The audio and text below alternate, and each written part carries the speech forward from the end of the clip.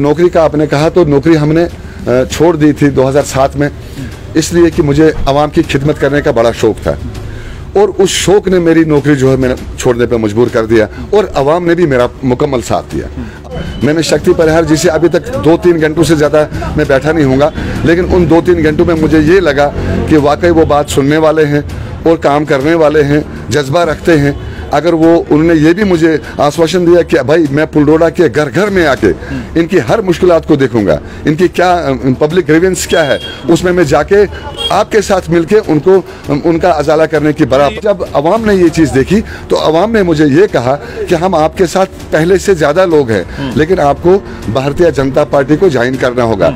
और साथ साथ में आपको ये बताऊं, इसमें मुझे एक आप देख रहे हैं गुलिस्तान न्यूज नेशनल टेलीविजन और मैं हूं वसीम कुतुब। मेरे साथ खास बातचीत के लिए इस वक्त जुड़े हैं शेख मुश्ताक, जो डोडा पुलडोडा के रहने वाले हैं और हाल ही में इन्होंने भाजपा को ज्वाइन किया है नेशनल कॉन्फ्रेंस को छोड़ के। और इससे पहले मैं अगर बताऊं आपको, इनकी वाइफ जो है उन्होंने वार्ड नंबर 1 से म्यूनसिपल कौंसिल के वार्ड नंबर 1 से म्यूनसिपल कौंसिल का इलेक्शन भी जीता है और अब वो एक्स काउंसलर भी हैं। इनसे खास बातचीत हुई क्यों इन्होंने भाजपा का दामन थामा, नेशनल कॉन्फ्रेंस को क्यों छोड़ा। सर, कीमती वक्त देने के लिए बहुत बहुत शुक्रिया। थोड़ा सा बताएं तफसीरन क्यों आपको भाजपा को ही ज्वाइन करना पड़ा नेशनल कॉन्फ्रेंस को छोड़ के।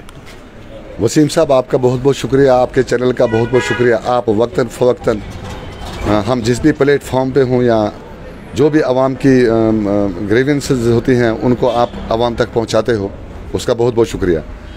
देखिए, मैं खुद एक एनसी का कार्यकर्ता था और 6-7 साल से मैं नेशनल कॉन्फ्रेंस के साथ रह के अपना कारवां चला रहा था और आवाम ने मेरे ऊपर भरोसा करके मुझे मुझे वहाँ से जितवाया।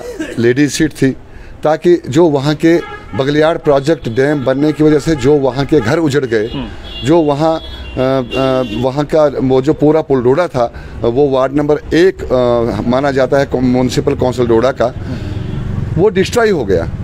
उसको दोबारा रिहेबिलिटेट करना था, उसके मसाइल को देखना था, वहाँ की बेरोज़गारी को देखना था, वहाँ के जो जितने भी मसाइल हैं, पानी, बिजली वगैरह, इस चीज़ को देखने के लिए मैंने एनसी ज्वाइन किया था।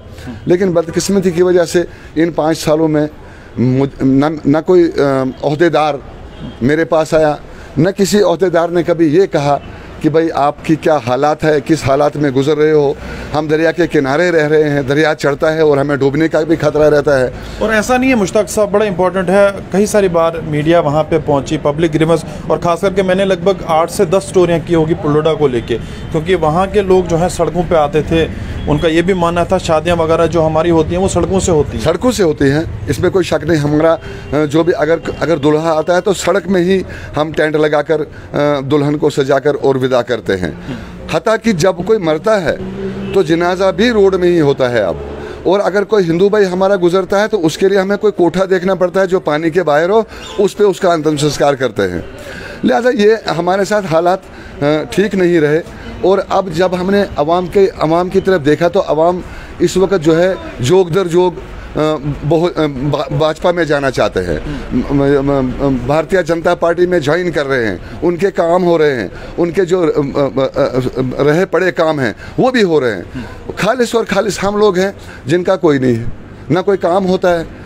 किसी ऑफिसर के पास जाएं, फाइलें लेकर जाएं, फाइलें पकड़ते हैं, लेकिन उस पर कोई नज़रसानी नहीं होती है, काम ही नहीं होता है। अब जब आवाम ने ये चीज़ देखी तो आवाम ने मुझे ये कहा कि हम आपके साथ पहले से ज़्यादा लोग हैं, लेकिन आपको भारतीय जनता पार्टी को ज्वाइन करना होगा।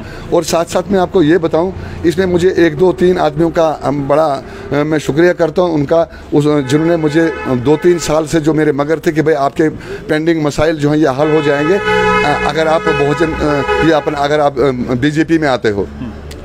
तो उनमें सबसे पहले हैं रमन ठाकुर साहब, जो डोडा में ही रहते हैं। नंबर 2 पे आते हैं रविंदर जी, जो जिनकी मदर यहाँ काउंसलर भी थी। तो तीसरे पे अपने अयाज साहब हैं। इन तीनों ने बड़ी मेहनत करके मुझे जनाब शक्ति परिहार साहब के साथ पहुँचाया। और जहाँ तक मैंने शक्ति परिहार जी से अभी तक 2-3 घंटों से ज़्यादा मैं बैठा नहीं हूँगा, लेकिन उन 2-3 घंटों में मुझे ये लगा कि वाकई वो बात सुनने वाले हैं और काम करने वाले हैं, जज्बा रखते हैं। अगर वो उन्होंने ये भी मुझे आश्वासन दिया कि भाई मैं पुलडोडा के घर घर में आके इनकी हर मुश्किलात को देखूंगा, इनकी क्या पब्लिक ग्रीवेंस क्या है उसमें मैं जाके आपके साथ मिलके उनको उनका अजाला करने की बराबर। ये भी देखा एक बहुत बड़ा वेलकम, क्योंकि मैं खुद उसको वहाँ पे आया था, आपसे बातचीत कर एक्सक्लूसिव बात मैंने आपसे भी की थी।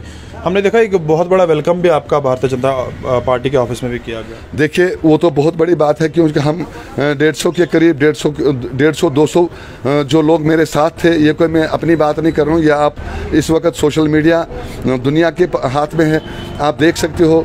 हमने कोई किराए का आदमी नहीं लाया था, कोई वोटर लिस्ट के बाहर का कोई आदमी वो भी नहीं लाया था, हमने खालिस और खालिस वोटर लाए थे और आपने वो गैदरिंग देखी भी।